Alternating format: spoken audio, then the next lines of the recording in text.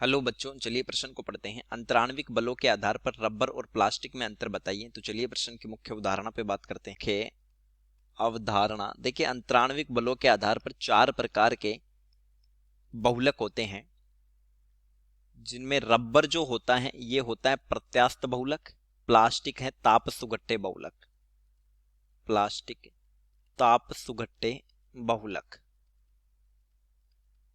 तो चलिए हम बात करें ताप सुघट्टे बहुलकों की। तो यहां ताप सुघट्टे बहुलक और एक तरफ प्रत्यास्थ बहुलक। तो ये जो अंतर होगा वही प्लास्टिक और रबर में अंतर होगा, प्रत्यास्थ बहुलक। इनमें क्या होता है कि परबल अंतराण्विक बल होते हैं।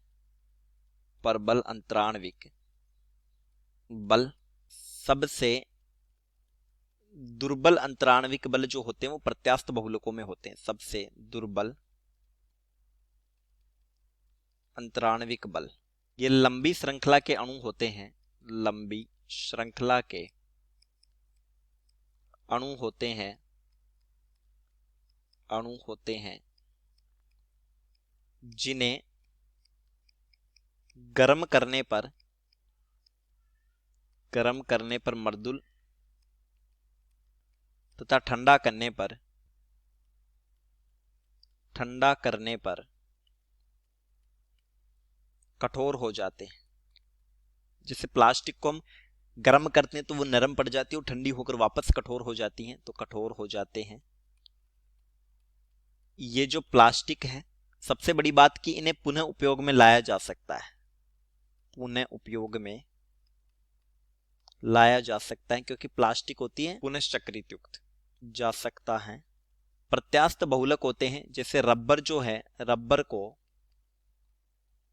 खींचने पर खिंच जाता है तथा छोड़ने पर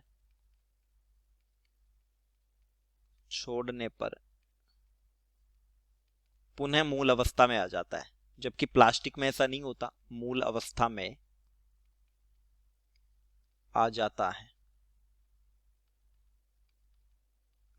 देखिए, अंतराण्विक बलों का जो क्रम होता है, अंतराण्विक बल सबसे ज्यादा तो होते हैं ताप दृढ़ में, फिर होते हैं रेशेदार बहुलकों में, और फिर होते हैं ताप सुघट्टे में, और सबसे दुर्बल होते हैं प्रत्यास्थ में।